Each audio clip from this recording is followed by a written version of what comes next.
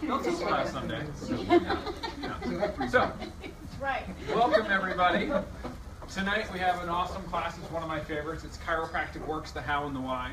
And one of the things that I'm learning in my coaching and leadership is that I need to share our purpose more and share the vision more about what we want to do in the practice.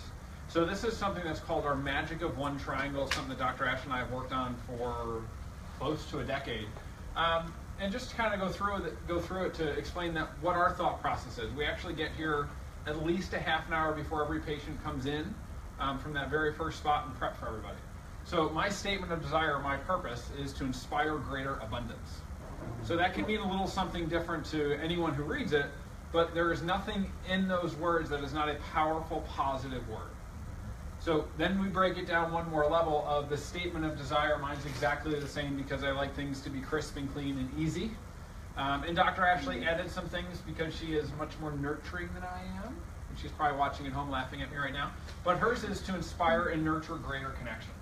So I think that's part of the reason we make such a great team and have such a great team, because everything we do here is designed for you to get the most you can possibly get out of life. Not just that you feel better, not just that your nervous system works better, but that you have the abundant life that you were designed to in the first place. So if we look down to what our core proficiency is, if you go, well, what's patient care or PVA? Well, we're going to talk a little bit about what PVA is and why that's important when we get to the neuroplasticity part of tonight's class. But patient care, that's pretty simple and easy. It's raising the quality of care that we have for you guys. And the promotions and marketing part, well, that's just being in business, and we have added a great new team member who is very much promotions and marketing minded, and that's not you. And I'm not really, so I kind of stink at that part, but Sarah is awesome at that. So she's like, well, what do you do for this, and what do you do for this? Because if we're not sharing the story the same exact way we ask you guys to share the story with the people you know and love, then how is anyone possibly going to find out what's possible? And then, of course, our action steps. So what Magic 28 is there are 28 sessions of service of people within an average month. So the goal is we have one new person start care every step of the way, every day. And if they don't, I have things I have to do before I'm allowed to go home to build into that patient and care, to build into that inspiring greater abundance. And it's all about leading back into giving you the best possible care that we can. And our PVA, we'll talk about what that means in a second, but that's half of what the goal number we have right now is 75. When we talk about neuroplasticity in about 12 minutes, we'll talk about what that number really should be for all of you. So jumping in, Chiropractic Works, this is one of my favorite quotes. We actually start with D.D. Palmer and end tonight's class with B.J. Palmer. That was the founder and the developer of chiropractic. And he said there is a vast difference between treating effects and adjusting the cause. So I could spend the next entirety of the class on this one slide alone. This is awesome. This is the difference between why a lot of people choose to come here and once they feel better choose to stay here many times for life than to just go to your doctor when you have a problem. Because every single time you treat the effect or the problem or the symptom, what are you doing? Covering it up. You're covering it up. So we've had a couple people share some really awesome stories lately. Sarah was actually one of them. But we had a patient share that she just realized by looking back, it was the first time in a year that she hasn't been in the hospital for something like pneumonia or bronchitis. And her normal life is she's there every 6 to 8 weeks.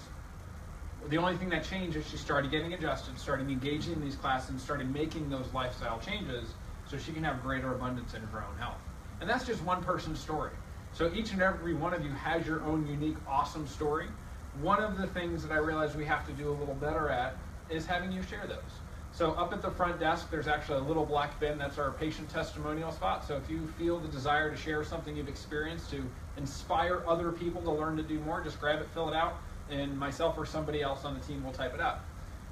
So adjusting the cause. So he chose the word adjusting on purpose. It wasn't treating the cause. It wasn't looking at the cause. It was adjusting the cause. Because the only thing a chiropractor does is adjust. And the only thing we adjust are subluxations. Yes, the educational part is primary and learning to be healthier. But if you're not adjusting the problem, which the only problem we look for here are those subluxations, then again, you're doing nothing but covering it up and just prolonging the issue and ultimately prolonging the slow degenerative breakdown process of what our life could be. So one of my favorite questions for people that I don't ask all that often, but do you want to live to 100 years old? Whoops, getting ahead of myself. So does anybody in the room want to live to 100? or not want to live to 100? And if you don't want to live to 100, why don't you want to live to 100? So you're an overachiever. My worry start to shut down after a while. So you don't want to live that long because your body starts to shut down. Yeah. It's not supposed to. Quality of life drops, right? So I have this great example in my life. I have one grandmother now, but I had two, and they're virtually the same age. One ended up in the nursing home route and with Alzheimer's and dementia and passed away. And the other one still has her own house and does everything on her own. So just because it's common doesn't mean it's normal. So we're actually genetically designed to live in excess of 125 years perfectly healthy. But if we don't learn how to do that in the first place, then we think about things like, well, I don't want to live to 100 because I don't want to live to 100 in a wheelchair or in a nursing home or with my kidneys and my liver and all these other things failing. Well, one of the things we're going to talk about tonight is how you can help ensure you can actually get to 100 and still be perfectly healthy along the way. So the reason why chiropractic works is simple. We only ever go after the cause of the problem. We never treat you based on how you feel. We never look at the symptom.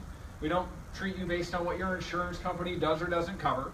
It's simple and it's easy. If you have a problem, we figure out what the problem is and what we can do to fix it and if this is the right spot. So these are some x-rays 6 months apart of one of our patients. And if we just look at this one for a second, this is the only one that's supposed to show up, but that's okay, both did. So looking at a normal healthy spine, some of you might be able to see the healthy neck right on the side here. Should have a nice 45 to 60 degree curve, should have these nice open disc spaces. So what's different between the one on the wall and the one on here? It's straight, right? It's straight. So a subluxated neck, as you know, equals a straight neck equals a subluxated neck, means it's breaking down. Whether this person feels it or not, their quality of life is decreased by at least 60%, because we know every single subluxation pinches those nerves, cuts 60% of that nerve information from flowing through. So what would happen to this person if they took an Advil or a Tylenol? We'll pretend they had a symptom of a headache for a moment. What would happen if they just kept taking that Advil or that Tylenol every time they had a headache? Would this get better or would it get worse? Definitely get worse. Yeah, it would get worse. And that's what we're taught is normal in our society. That you just cover up the symptom and eventually things get worse and they get worse and they get worse and eventually you die. Well, eventually we all die, yes. But it's the quality of life we have as we go through. Because if you're just working on the symptom, this will absolutely end up in massive arthritis and degeneration. Someone who can't turn their head, and when you talk to them, they actually turn their whole body to look at you. If you know people like that, they need to be here, by the way. But the other opportunity is just after 6 months, and this person, I'm pretty sure, was in their mid-40s, early 50s when they came in. 6 months later, you can see where the disc spaces are actually getting healthier. The curve is not perfect yet because everything in life takes time. It took time to get this bad. It's going to take time to get them completely back to normal. But in as little as 6 months, that curve has started to improve, that arthritis, that degeneration has started to go away. Any doctor you ask who's not a chiropractor, and even a lot of chiropractors, will tell you that that's not possible. I learned in school that that's not possible because once you have arthritis and degeneration, you just have it for life. People die every single day because what they believe to be true. And that's not okay. So it is absolutely possible to change that, and we threw this in as our second or third slide to show that if you put the time and you put the effort in, even something that on average takes 10 to 15 years to break down to this point, when as little as 6 months, you're already healthier than where you started. So Hippocrates, relatively smart guy, considered the father of modern medicine, although I find that interesting since modern medicine is a lot of drugs and other things. But anyway, he said, look to the spine for the cause of disease. So if he's the father of modern medicine, this is what medical students are learning when they learn about the history of medicine, then why do most of them not look at the spine? I don't expect anyone to have the answer. It's just one of the things I ponder in the middle of the night if I'm not sleeping. Because everything in your entire health, everything in your entire body is communicated from your brain down through your spinal cord out to every single cell, organ, and tissue you have. So if there's a problem, wouldn't it be a good idea to look at the source first? Maybe. I think it's a good idea. We had someone who was here, they came in, they went to the best neurologist, Duke University, all these things, and they were diagnosed with carpal tunnel syndrome from their elbow down. Does anybody know where the carpal tunnel is? Yes. It's right here. Right. So how is carpal tunnel syndrome from your elbow down? That was kind of my reaction. I probably could have reacted a little better. But either way, they didn't look to the cause. They said, well, you have carpal tunnel. We did the EMG. It shows you have this problem here. Yeah, but my numbness is from my elbow down. They kept treating the symptom. They tried the cortisone shots. They tried all the things, and none of it helped, of course, because they weren't actually treating the right thing. So whatever the problem is, you have to look to your spine first, because the most minor subluxation cuts 60% of that nerve flow, regardless of any symptoms you may or may not have. So has anyone ever gone to the Bodies exhibit? That was a thing a couple years back, throwing around. Like, how cool was that? If all we had left was nerves, we would all be able to recognize each other. That's how many nerves are in the human body. We would still basically look, I mean, we wouldn't look the same. It'd be kind of probably gross. But we would look similar. We could recognize each other's face and everything based on just the number of nerves that are there. So I love this picture because it just reminds us that it controls everything. Everything does come from your brain down through your spinal cord out to everything else. Or principle we call in chiropractic of above, down, inside out. It's where all health comes from. It doesn't come from something outside. It doesn't come from a pill or a potion. And we know that it goes everywhere because they've done the research, they've done the studies outside of chiropractic. And if we spend any time on this chart, we can see that depending on the area of your spine, those nerves literally go to every single cell you have. Depending on the research you look at, you have somewhere between 75 and 100 trillion cells. So if you have one subluxation of the 24 movable bones in your spine, that means everything in your body is less healthy because that little colony of cells aren't going to work as well as they could be. So it's incredibly important to make sure that all of this works right. So somebody share one of the things that you came in here for in the first place. Migraines. Migraines. Anything else? Let's get a couple other ones. So back pain. Shoulder pain. Shoulder pain. So it just happens to be that in the history of where we are in chiropractic that people come because of problems. And that's okay. But if we wait till there's a problem, it's going to take a lot longer to get better. So whether it's the migraines, the shoulder pain, the back pain, every symptom is your body's attempt to tell you there's a problem. So who remembers what percentage of your nervous system even has the ability to perceive pain? 10%. 10%, right? So we've basically been taught in our world to rely on the 10% of our nervous system that can tell us that there's a problem and not pay attention to the other 90%. There's a reason why we're getting sicker and sicker as a nation. There's a reason why life expectancy for the generations being born now are actually less than the current generation before them. And I'm not okay with any of that. That's why we do these classes. It's why going back to that statement of desire of mine is to inspire greater abundance, because we all have a possibility to be much better than we are. So if we look at migraines for an example, how many people in the world suffer with migraines, are on multiple migraine medications, miss work, miss time with their family because the medications aren't cutting it? 95% of every single headache starts right here. It's subluxations in your neck that are changing the nerve flow or the blood flow or whatever it is to your brain. So if the medication doesn't work, or even if it does work, there's probably a problem somewhere else. And if 95% of those comes from the subluxation, the other 5% is nutritional or dehydration or hormone related, there's probably a pretty good chance that that person should be here.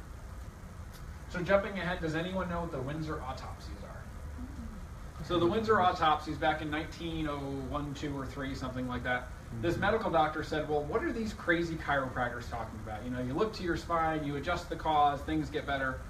That can't be right. That's not what I learned in medical school. So Dr. Windsor, and then repeated in 2013, and I don't remember the research team that did it, said, well, if I know for a fact that someone died of a heart attack, of liver failure, of kidney failure, of stomach cancer, whatever it happens to be, well, let's see if there's anything to this whole chiropractic thing. Let me trace those nerves back via autopsy and see what the spine looks like. Guess what he found 100% of the time? Subluxated, massively degenerated joints putting pressure on the nerves. So, yeah, none of us are going to make it out of life alive. So if you're at class last week, remember, stress, don't take anything too seriously. But if 100% of the time, if we know what killed someone, that there was pressure on those nerves for decades for that to be that amount of degeneration, maybe it's a good idea, and I realize I'm speaking to the choir, but you all have people in your life who aren't here, who aren't getting checked, to make sure that things are working right, whether there's a symptom that inspires you to come in or not in the first place. So when they redid it, they found it in something like 98 or 99% of people. So some people hear, well, that was in the early 1900s, science has come a long way. So they redid it a couple years ago, and 99% of the people that they knew what they died of still had the same exact issue where there was massive degeneration putting pressure on those nerves. So a Nobel Prize recipient says, and he actually found in his research that 90% of the stimulation and nutrition to the brain comes from the motion of your spine. So whether you're here for a symptom issue or a symptom of any kind, or you just want your brain to be healthier. So within the coming weeks, it might even be next week, we're going to talk about Alzheimer's disease and dementia and things like that. Remember, one of my grandmothers had that. When I would go and see her, she thought I was her son and couldn't figure out why I looked different, but that's a whole different story. But that's a scary thing. Nobody wants to be there in life. So if 90% of the nutrition to stop that from happening in the first place comes from your spine moving, are we starting to get the idea of why chiropractic works so well to help us not just feel better, but be completely healthy? Because if you have a subluxation, not only does it destroy the nerve function going to that part of your body, it also means that your brain isn't getting all the nutrition it needs. So it's going to break down faster. We're going to be more set up for things like Alzheimer's, dementia, and any of those other neurologic disorders that are considered a normal part of aging or becoming normal because they're becoming so epidemic. It's not. It's because your brain didn't get nutrition for decades and decades and decades and finally failed. So neuroplasticity, so remember we said we were going to get there in about 12 minutes. I'm about a minute ahead, so that's okay.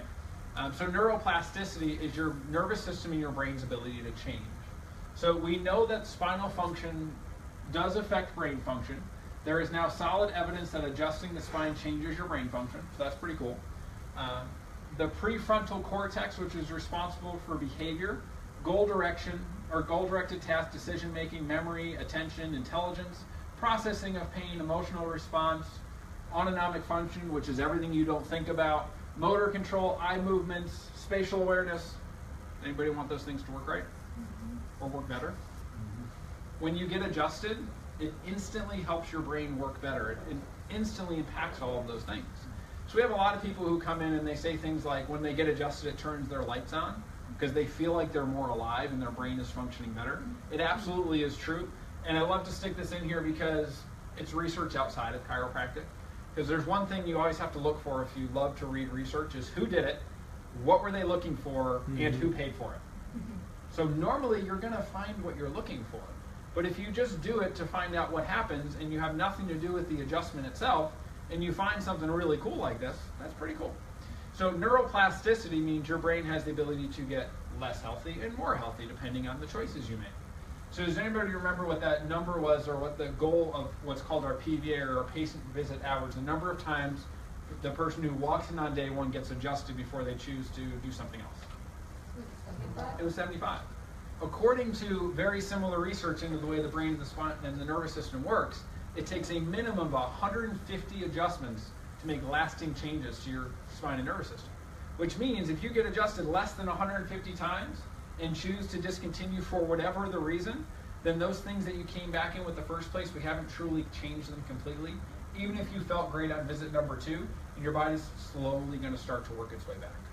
So that idea of inspiring greater abundance and people come in because of symptoms, I love that people get better and they feel better and they're able to do more.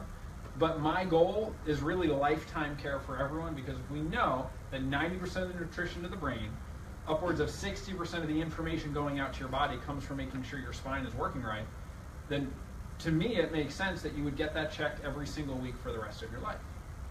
So I realize I'm doing a lot of talking and not a lot of interacting. So anyone have a guess on why my recommendation is once a week for life? You guys don't know either? Uh-oh. Wow, that's the answer. I know that I've come in here like twice in the past week and had a problem, and when I left it was gone. So you can have a problem from a week every time. That's exactly it. Fixed. So in the late 80s, the arthritis, whatever the Arthritis Association of America was named in the late 80s, or rheumatoid or something like that, they did research and they found that when a joint is out of place, or what we call in chiropractic subluxated, for as little as 5 to 7 days, the cellular structure around that joint actually starts to degenerate and break down. So that's why when you're ready for it, getting your spine checked once a week forever is my recommendation. Because if you have a subluxation and if you need to be adjusted, and it's there for 5 to 7 days, the actual cells and the inflammatory response and the beginnings of that arthritis has started. So they said, well, let's take a look at what happens if we wait 2 weeks.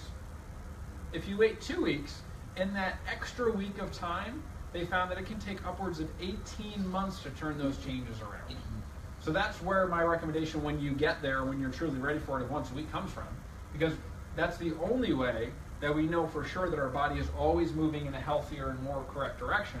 And even if something does come up, how much faster you're going to heal from it if you're working 100% all the time as opposed to 40%.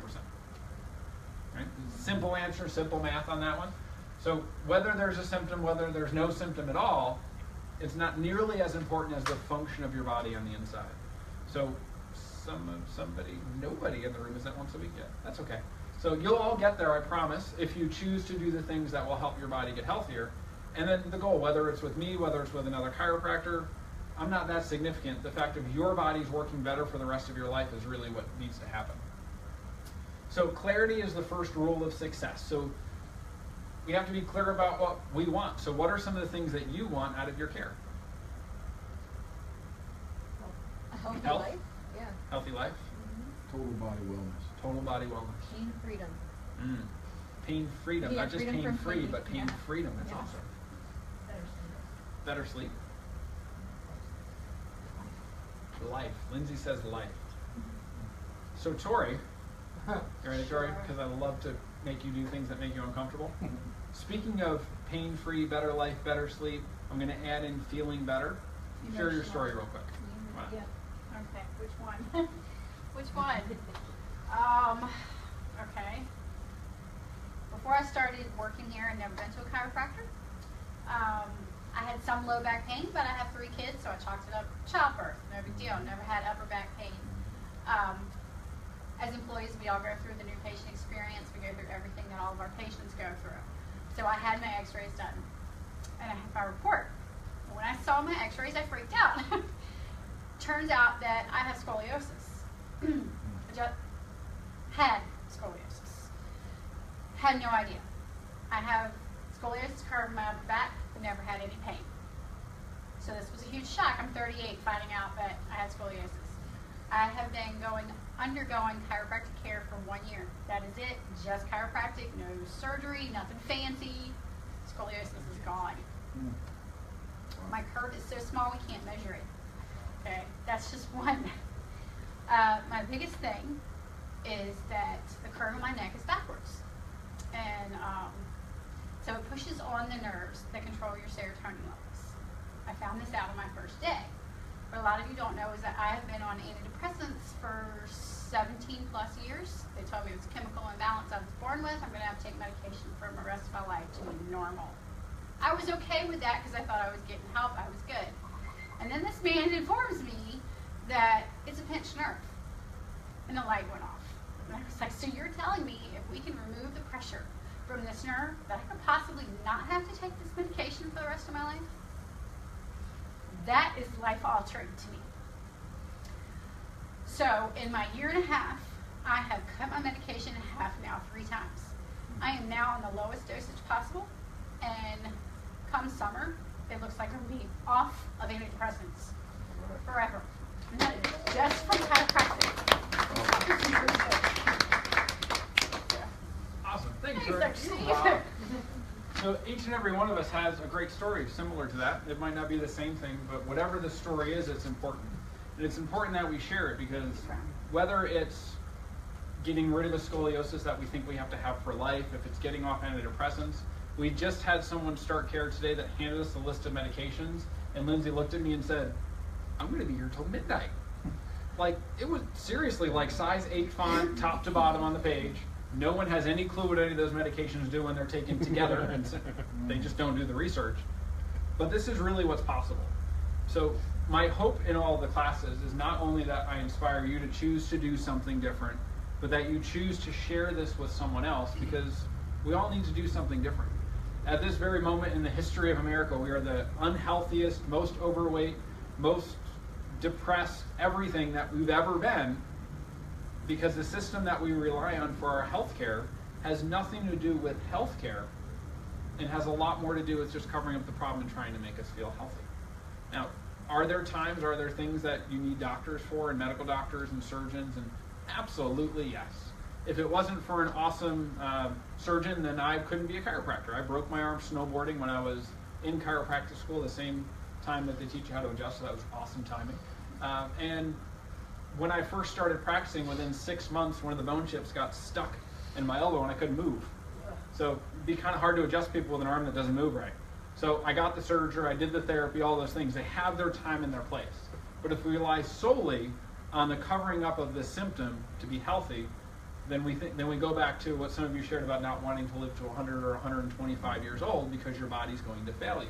At some point we're going to die. But how cool would it be to feel great and just go to sleep one night, and then if you believe in something after life, waking up there, not suffering, just having an awesome life? I think that'd be awesome. So my goal, and the team's goal for all of you, is for you to live to your God-given potential. That's different for every person who walks in the room. It's different for every single person every time you get adjusted, because every single adjustment builds on the one before and gives you even more potential to be even more healthy. So depending on your faith beliefs, we're designed to be healthier and have a more abundant life than we could ever wish or imagine for ourselves. And that's where I want to help try to get people to. One of the quotes it was one of the Palmer guys that started chiropractic. It was that chiropractic is about uniting man or woman, the physical, and man or woman, the spiritual. It's about that above, down, inside out. It's connecting you to your source, whether it's the one between your ears or the one up top. The more connected we are to that, the healthier, more thriving, more abundant life we're going to have, not just simply surviving and kind of getting through it. So have you more faith in a knife or a spoonful of medicine than the power that animates the living world? Right? That's pretty profound, right? So are there times for knives and medicine? Yes. And, that's cool. Someone's calling to tell us that the importance of this. So that's really what's at stake. Because every time you get adjusted, you're tapping into the power that animates the living world instead of just trying to cover up the problem. So I shared in class last week, and we're going to be sharing it a lot. We have something called a Patient Appreciation Day coming up in 3 weeks from tomorrow. There are already 57 names on the list. That doesn't mean 57 people are going to get checked. But I can just about guarantee that each and every one of you thought about at least one person with one of the things that we talked about that could have a more healthy, more abundant, more thriving life if they would choose to take a step. If they don't know to take the step, we can't do it. So share something you've learned with them, help them understand what could be possible. And all I ask is if you choose to put their name